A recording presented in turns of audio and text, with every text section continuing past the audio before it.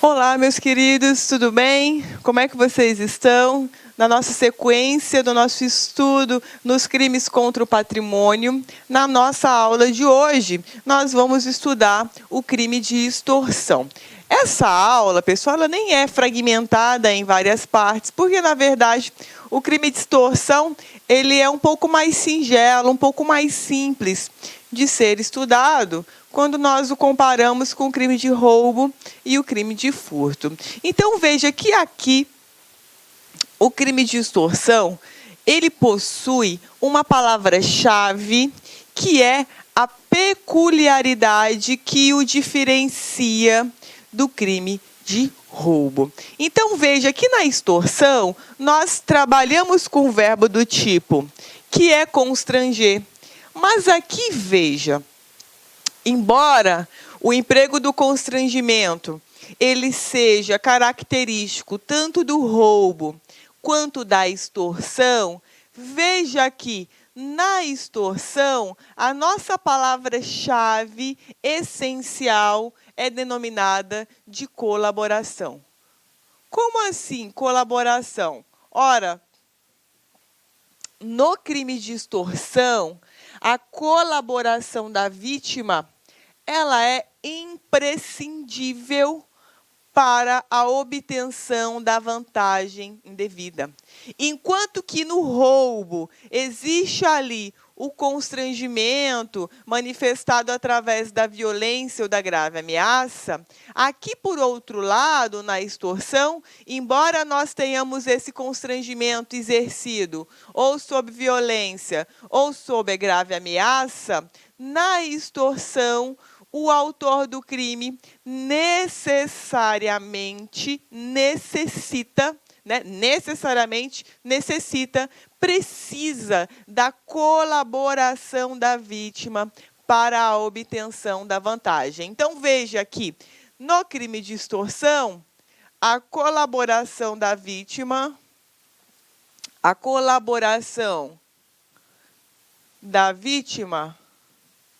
é imprescindível.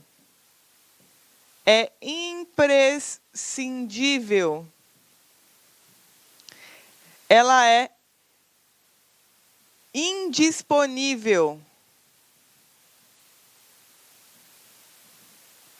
Ela é para que nós tenhamos, para que o agente tenha a obtenção da vantagem devida. Então, veja aqui, enquanto que no crime de roubo, daqui a pouco isso vai ficar um pouco mais claro, no momento em que eu colocar aqui a transcrição do artigo para você. Mas veja que, enquanto no crime de roubo também existe ou o emprego da violência ou o emprego da grave ameaça, no crime de roubo, o nosso verbo do tipo é subtrair. E aí, veja que no crime de roubo, quando a vítima ela não deseja colaborar, o agente, por si só, ele consegue obter a vantagem econômica. Agora, no crime de extorsão, não. Embora o agente possa se utilizar da violência ou da grave ameaça para poder consubstanciar essa vantagem, além disso, é necessário que haja a colaboração da vítima. Então, veja que aqui no artigo 158, nós vamos trabalhar, portanto, com o verbo do tipo, que é constranger. E aí, veja, mediante violência ou grave ameaça, ou seja, o constrangimento, que é o verbo do tipo, ele vai se revestir ou da modalidade violência ou da modalidade grave ameaça. Veja, além de tudo isso, o intuito de obter para si ou para terceiro vantagem econômica indevida. A fazer, tolerar que se faça ou deixar de fazer alguma coisa. Então, veja que aqui nós guardamos uma complexidade de ofensa a bens jurídicos tutelados. Por quê? Porque nós trabalhamos aqui, ao mesmo tempo, com bem jurídico tutelado, liberdade individual,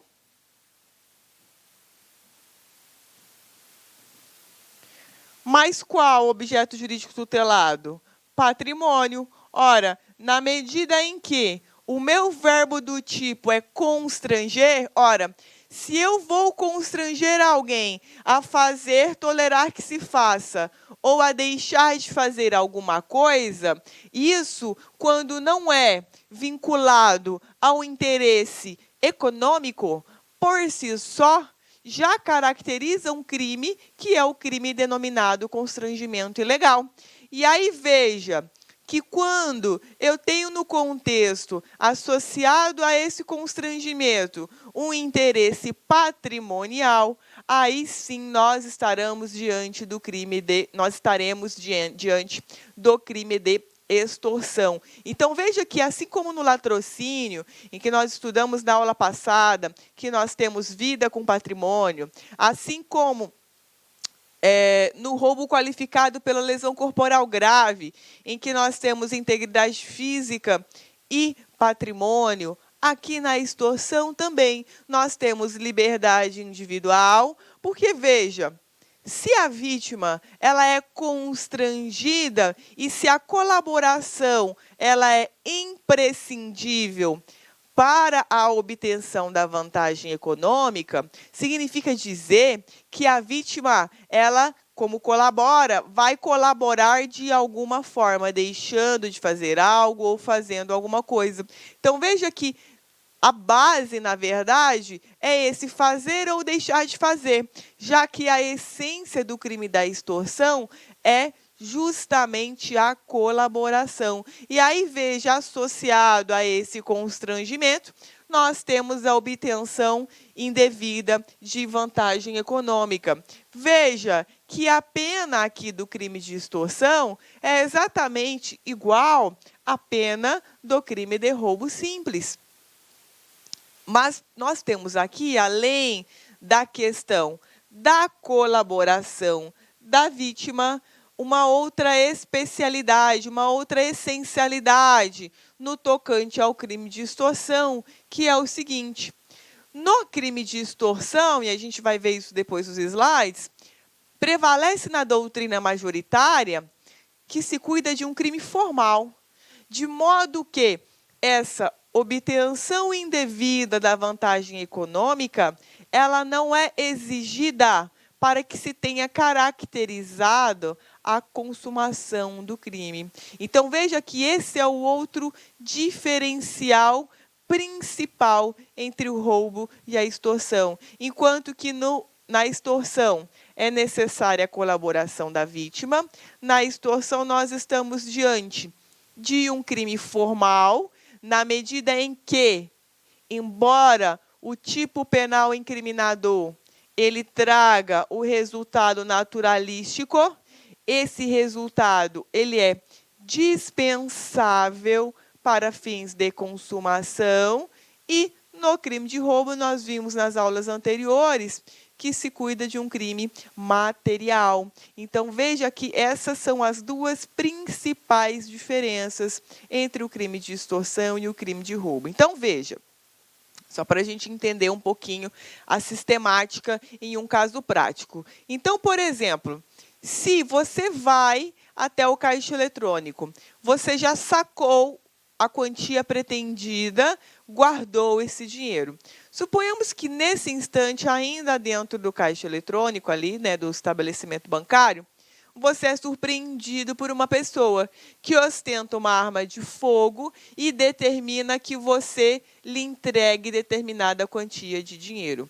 Veja, nessa hipótese, nós estamos diante de um crime de roubo. Por quê, gente? Porque, veja, se você se negar a pegar o dinheiro que você já acondicionou, já guardou, o ladrão vai lá e ele vai pegar de você. Ele não precisa da sua colaboração para obter essa vantagem econômica. Claro que nessa minha narrativa, o fato de você colaborar com ele, entregar a quantia que ele deseja, facilitou para ele a prática do crime. Agora, se você se nega a essa colaboração, ela por si só não vai impedir a consumação do crime. Porque, veja, o nosso verbo é subtrair, e para que o autor do crime assim o faça, ele não depende da sua anuência ou da sua colaboração. A sua anuência ou colaboração pode até facilitar a consumação do roubo, mas veja, ele não precisa de você para consumar. Agora, se nesse mesmo exemplo, ao invés de exigir a quantia em dinheiro que você já sacou, se esse ladrão determina que você efetue o saque para que ele pegue o dinheiro, veja, nesse caso, nós estamos diante de uma extorsão. Por quê? Porque se você se negar, disser, não, eu não vou fornecer a senha, ou não, eu não vou digitar a senha, de nenhuma outra forma, ele vai conseguir obter essa vantagem econômica indevida. Então, veja que ele precisa de você, necessita da sua colaboração, não tem como ele dispensar a sua colaboração para que ele possa obter essa vantagem econômica indevida. Então, veja que esse é o principal diferencial com relação ao crime de roubo. E veja, nesse meu último exemplo, o simples fato dele anunciar e determinar que você saque, veja, isso por si só já consumou o crime de extorsão, de acordo com a doutrina majoritária. De modo que se, após o anúncio, ou após o constrangimento, policiais chegarem e efetuarem uma prisão em flagrante, tá? Esse agente ele será responsabilizado criminalmente pelo crime de extorsão em sua forma consumada, ok? Então, veja que, para você que está aí com o material acompanhando a aula, ou que vai dar uma olhadinha depois, eu trouxe aqui os diferenciais básicos entre o roubo e a extorsão. Então, veja, para você agora aí na tela pode ficar um pouco embaçado, porque a letra, né, ela é um pouco menor, mas veja, no roubo, o ladrão subtrai, o ladrão busca vantagem imediata, a colaboração da vítima é dispensável, embora ela possa ocorrer, e o mal prometido à vítima é iminente, ou seja, está para acontecer a qualquer momento naquele contexto delitivo. E aí, veja, na extorsão, por outro lado, o extorsionário ele faz com que alguém entregue para ele a vantagem indevida. O agente busca uma vantagem futura. Por que futura? Ora, porque ainda alguém vai fazer ou deixar de fazer algo para, a partir daí, ele obter essa vantagem econômica indevida. A colaboração da vítima é indispensável. E o mal prometido, ele é um mal futuro. Então, veja aqui. Dentro desse contexto, portanto, nós trabalhamos com esses dois requisitos principais. Então, o que acontece? Essa vantagem econômica aqui, então veja, indevida vantagem econômica, ela é mais abrangente também do que o patrimônio da forma como ele vem tutelado no crime de roubo. Por quê? Porque no crime de roubo, nós trabalhamos com bem imóvel. Então, portanto, aqui é diferente do roubo, porque é um pouco mais restrito no roubo. Nós trabalhamos com bem imóvel. Aqui não. Aqui é qualquer vantagem econômica indevida. Então, isso aqui é mais abrangente que o bem imóvel objeto do roubo e também objeto do furto. Então, por exemplo, ora, vantagem econômica consistente em transferência de ações em uma bolsa, né? Uma bolsa de ações. É válido? É extorsão. Isso poderia ser objeto de roubo ou furto? De certa forma, não, porque aqui nós trabalhamos só com bens móveis, tá? Agora, veja. E, por exemplo, professora, se essa vantagem ela não for econômica, for simplesmente uma vantagem. Ora, se não for econômica, não vai restar caracterizado o crime de extorsão. Por exemplo, se for uma vantagem sexual. Ora, se for uma vantagem sexual, por exemplo, mediante emprego de violência, estupro. Concordam? Porque, veja, constranger alguém mediante violência a obter indevida vantagem econômica para caracterizar a extorsão. Se é para obter uma indevida vantagem sexual, nós vamos ter, mediante emprego de violência, nós vamos ter um crime de estupro, por exemplo, artigo 213. Ou, muitas vezes, se não houver uma finalidade específica, bom, eu constrangi uma pessoa mediante violência ou grave ameaça, mas sem finalidade específica. Ora, se for constrangimento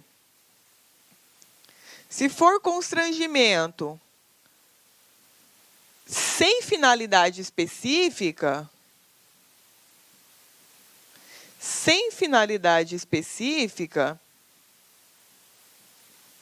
ora, é extorsão, me perdoem, ora, é constrangimento ilegal.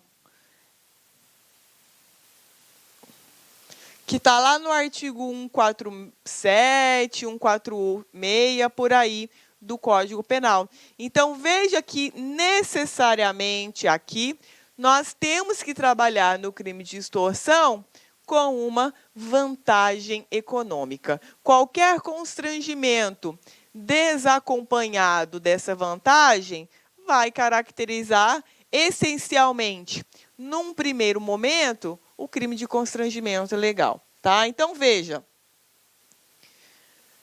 Quando a vantagem não é econômica, não é extorsão. Outro será o crime, como, por exemplo, constrangimento ilegal, no caso de não haver finalidade específica na conduta. Então, aqui no material, aquilo que nós acabamos de falar. Agora, veja, e se, por exemplo, houver o constrangimento para uma vantagem econômica de algo que alguém te deve?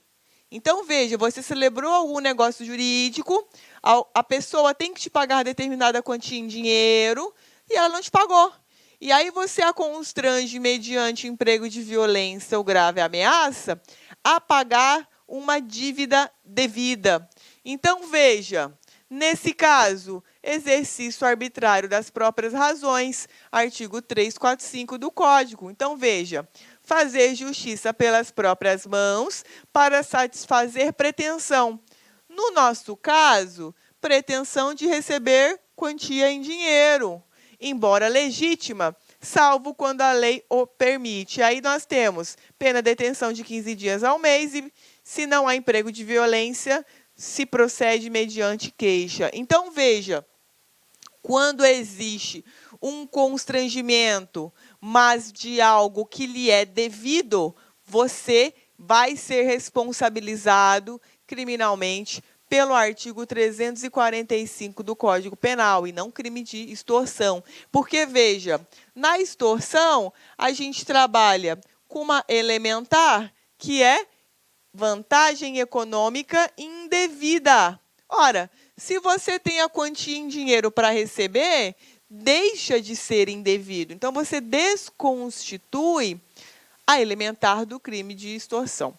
Ok? E aí, assim como nós falamos, eu trouxe no slide, que é um crime formal, consumando-se com o simples constrangimento. A obtenção da vantagem econômica é mero exaurimento, ou seja, uma consequência lógica do constrangimento que foi empregado. O que isso vai acarretar no processo? Ora, naturalmente que o magistrado, no momento de fixar a pena base, no momento de realizar o cálculo no sistema trifásico, ele vai aumentar um pouco nas circunstâncias judiciais pelo fato do atingimento dessa vantagem pretendida, ok? E aí, veja, temos aqui, inclusive, uma súmula para demonstrar que esse é o entendimento preponderante. Então, olha lá, súmula 96, o crime de extorsão consuma-se independentemente da obtenção da vantagem indevida. Ok? Então, veja, cuida-se de um crime, portanto, formal, Cuida-se de um crime comum. Por que comum? Ora, porque não é exigido, não são exigidas nenhuma qualidade especial, tanto do agente quanto da vítima, ok? É um crime unissubsistente, ou seja, uma só pessoa pode praticar a extorsão. É um crime unissubjetivo.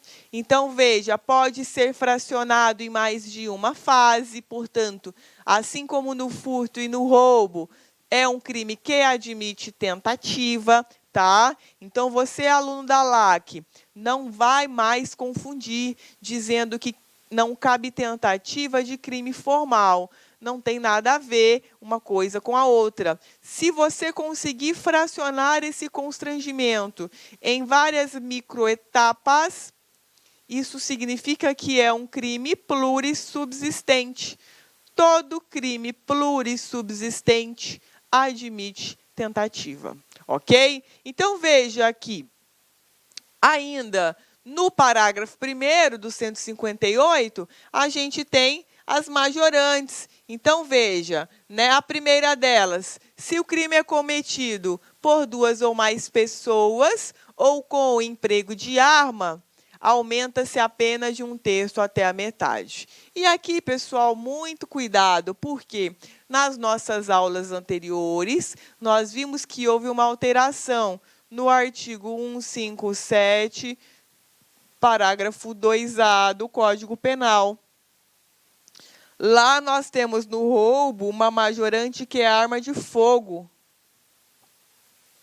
Houve aqui uma novatio legis in melius. Por que em melius? Porque antigamente nós tínhamos a majoração do roubo pelo emprego de qualquer natureza de arma, qualquer tipo de arma, arma branca, arma imprópria, e agora somente a arma de fogo tem o condão de ocasionar o aumento na pena do roubo. Agora, veja, o legislador, por outro lado, quando operou essa alteração, agora em 2008, no crime de roubo, ele se esqueceu de operar a alteração aqui no artigo 158, parágrafo 1º. Então, veja aqui, no crime de extorsão, continua essa interpretação ampla com relação à arma, porque aqui nós podemos trabalhar com arma própria e arma imprópria.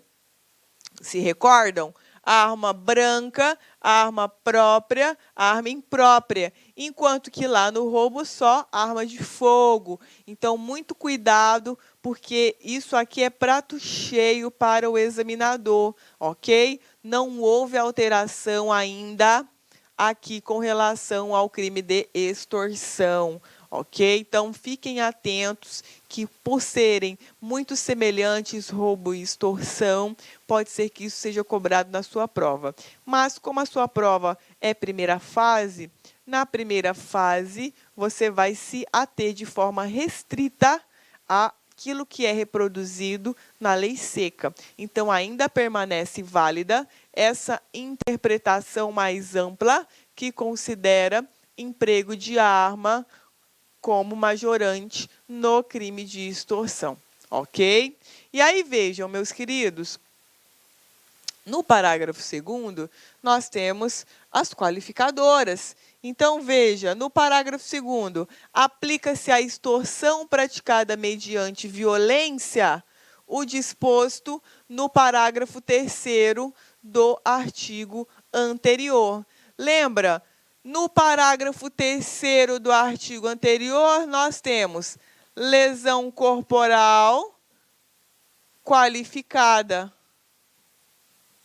Pelo quê, gente? Ora, lesão corporal qualificada pela lesão grave ou lesão corporal qualificada pela morte, que é o latrocínio. Então, veja, se desse constrangimento para a obtenção da vantagem econômica indevida resultar uma lesão grave ou morte, veja, vai haver uma responsabilização criminal pelas penas do 157, parágrafo 3º, ok?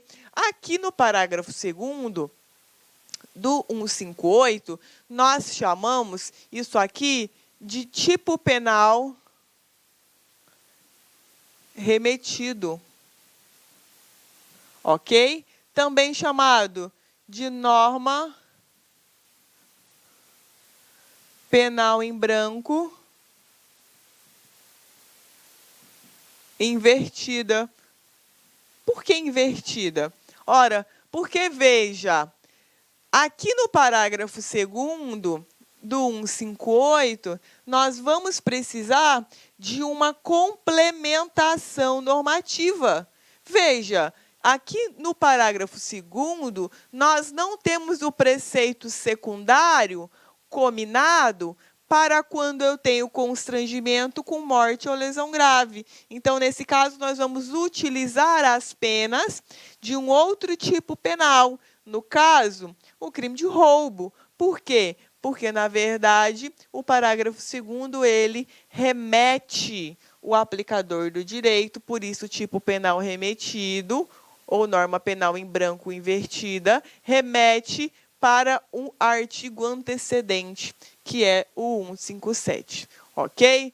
Com relação ao parágrafo 2º, claro, a incidência de cobrança nas provas, da mesma forma que da majorante é a lei seca, tá? E aí, veja, meus queridos, aqui nós temos uma questão muito importante, que é a do parágrafo 3º.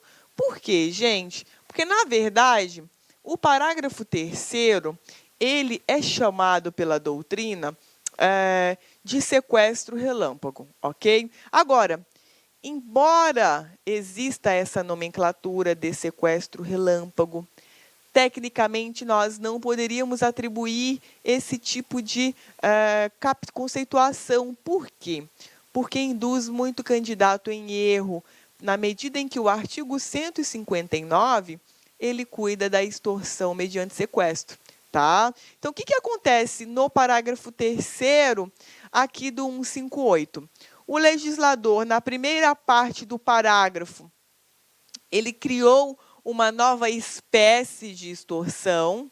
E aí, veja, dentro do parágrafo 3º, além de criar essa nova modalidade de extorsão, ele ainda trouxe duas formas qualificadas para quando dessa modalidade nova de extorsão resultar morte ou resultar lesão grave, ok? Então, veja aqui, na primeira parte do parágrafo 3º, a redação ela diz o seguinte, né?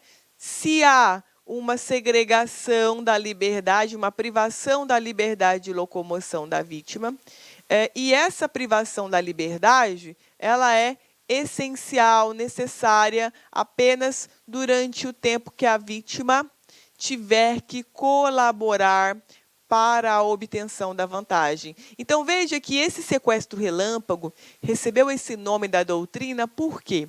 Porque na mídia saía muito essas notícias, né, reportagens em que as pessoas elas eram abordadas nas vias públicas, né, os agentes levavam essa vítima até o caixa eletrônico, ela sacava a quantia em dinheiro e logo em seguida ela era colocada em liberdade. Então, veja que eles, na verdade, privavam a liberdade dessa vítima apenas pelo tempo que se fizesse necessário para ela mesma, a própria vítima, colaborar na obtenção dessa vantagem econômica indevida. Então, veja, se o crime é cometido mediante a restrição da liberdade da vítima, e essa restrição da liberdade é necessária para a obtenção da vantagem econômica. Veja, a pena é de reclusão de 6 a 12 anos. Então, aqui nós temos, na verdade, uma forma qualificada também de extorsão. Além da qualificadora da extorsão aqui, para quando ela for uma extorsão simples e dessa extorsão resulta... Simples não, né? Quando ela for uma extorsão essencialmente baseada no constrangimento e colaboração da vítima, resultar morte ou lesão grave. Aqui no parágrafo 3º, não.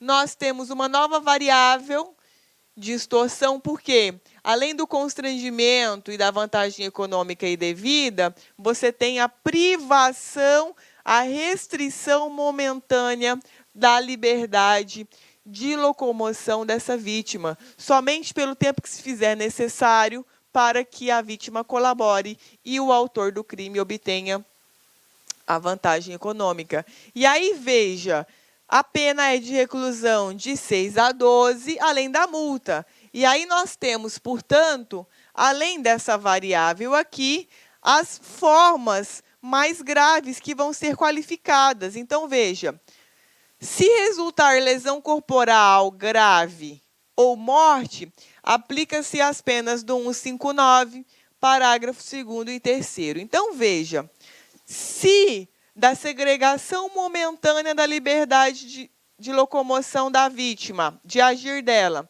mais o constrangimento e a vantagem econômica, se disso resultar lesão corporal grave, nós vamos aplicar quais penas? As penas da extorsão mediante sequestro, que estão dispostas no artigo 159, parágrafo 2º. Então, veja que aqui, assim como no parágrafo 2º, nós temos um tipo penal remetido. Só que aqui nós temos um tipo penal remetido para o artigo subseguinte, que é o parágrafo da extorsão mediante sequestro. E aí, veja, se da privação da liberdade associada ao constrangimento, associada à colaboração da vítima, decorrer morte, o que nós vamos ter? A pessoa, o agente, vai ser responsabilizado criminalmente nas penas do crime de extorsão mediante sequestro com resultado morte. Então, veja, pessoal, que isso aqui cai muito em prova e é muito complicado, porque você precisa conhecer bem roubo qualificado do parágrafo 3º, tem que saber memorizado, e você precisa saber bem extorsão mediante sequestro, parágrafo 2º e 3º. Então, o que você tem que memorizar? Que dentro da extorsão do 58, no parágrafo 2º, se da extorsão com constrangimento, colaboração e obtenção da vantagem resultar lesão corporal ou morte, a gente vai aplicar as penas do roubo qualificado, 157, parágrafo 3º. Agora, se além do constrangimento, da vantagem econômica, da colaboração da vítima, houver a segregação da liberdade, a restrição da liberdade dessa vítima, e se dessa restrição da liberdade resultar lesão grave ou morte, nós vamos aplicar as penas da extorsão mediante sequestro qualificada, ou do parágrafo 2º ou do parágrafo 3º. Então, muito cuidado, geralmente isso cai em prova, quando o examinador ele quer testar o seu conhecimento sobre extorsão e extorsão mediante sequestro, ele trabalha com essa mescla de informações, ok? E aí, veja, nós temos uma peculiaridade que é a seguinte, tá? Se do meu sequestro relâmpago, então vou utilizar o nome que a doutrina utiliza.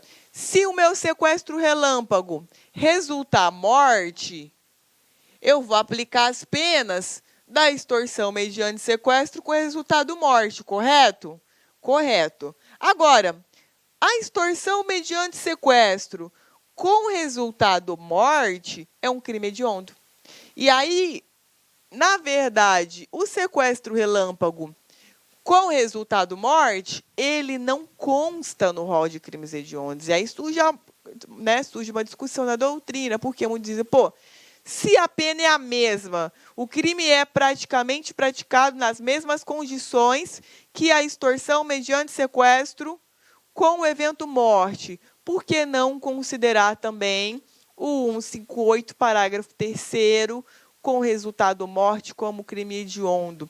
Então, dentro desse contexto, nós temos duas correntes, ok? Mas eu já asseguro para vocês, em prova, tranquilamente você vai levar que, embora possuam a mesma pena cominada, veja, o rol é taxativo da lei dos crimes hediondos, de modo que não se pode inserir ali tipo penal incriminador que não consta no rol trazido pela Lei 8.072/90.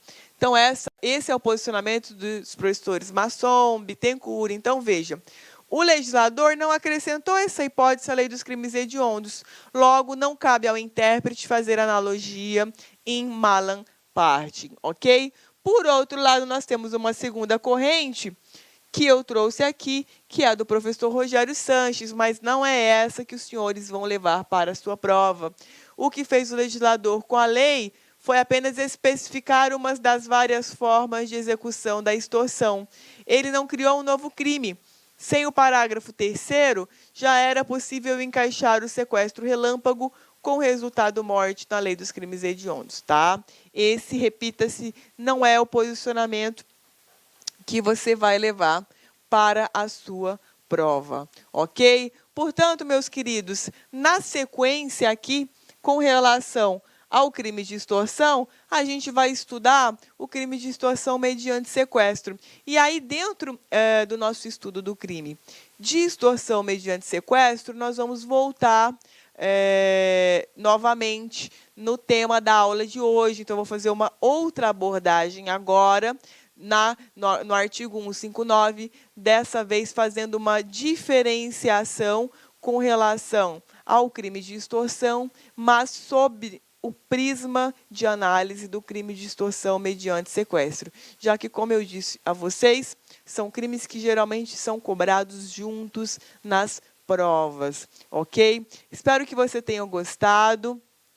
Permaneçam firmes no seu propósito. Fiquem aí, tomem um cafezinho, que a gente já volta daqui a pouquinho para dar continuidade ao estudo. Até daqui a pouco. Clique lá.